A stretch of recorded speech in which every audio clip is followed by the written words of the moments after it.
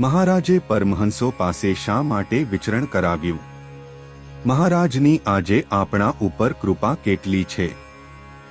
પ્રશ્નના જવાબ માટે સાંભળો સાગર કથા 19 જુલાઈ 2024ના અમૃત બિંદુ. વક્તા પરમ પૂજ્ય સદ્ગુરુ શ્રી રામકૃષ્ણદાસજી સ્વામી.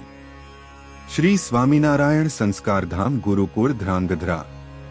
મહારાજે સંતોને ગામડે ગામડે વિચરણ એટલા માટે કરાવ્યું કે કોઈ પણ આત્માઓને સંસારના બધા જ વિકારોમાંથી મુક્ત કરી ભગવાનના સ્વરૂપમાં પ્રીતિ કરાવવી, એનું આત્યંતિક કલ્યાણ થાય એના માટે આપણા પરમહંસોએ ભારત દેશના વિવિધ વિસ્તારોમાં વસતા માનવ સમાજની ખૂબ સેવા કરી છે.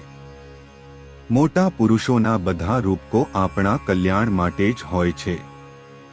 આસુરી વૃત્તિના લોકો ગમે તેવા મોટા પુરુષનું ચાહે તેવું સામર્થ્ય પ્રતાપ જોવે તોય આસુરી મતિ એનો સ્વીકાર ન કરે.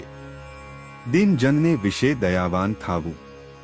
આજે મહારાજની કૃપા છે કે મહારાજના એવા પરમહંસ એનો યોગ એની સેવા પરિચર્યા માટે ક્યાંય આપણે શોધવા જવું ન પડે તેમ ઠાકોરજીએ ઘેર બેઠા જ બધું આપ્યું છે. કોઈ કાળે કોઈ યુગમાં આત્માએ દેહ ધારણ કર્યો હશે ત્યારે એવો યોગ એને સ્વપ્નમાંય આખી જિંદગીમાં નહીં મળ્યો હોય એવો યોગ છે. એક વાત છે, મહિમા જોઈએ લૌકિક ભાવને ઉઠાડી દઈએ અને ત્યાં અલૌકિક દિવ્ય ભાવ બેસાડી દઈએ. અભાવને ઉખાડી કાઢી નાખીએ, ત્યાં ભાવને બેસાડી દઈએ. જો બુદ્ધિનું પોટલું એક બાજુ પર મૂકીએ એટલે ભવસાગર આત્મા તરી જાય. મહાપુરુષોમાં અંતર્યામીપણું પણ ભગવાન સિવાય પોતાના કર્તૃત્વ ભાવને અંદર ગરવા ન દે.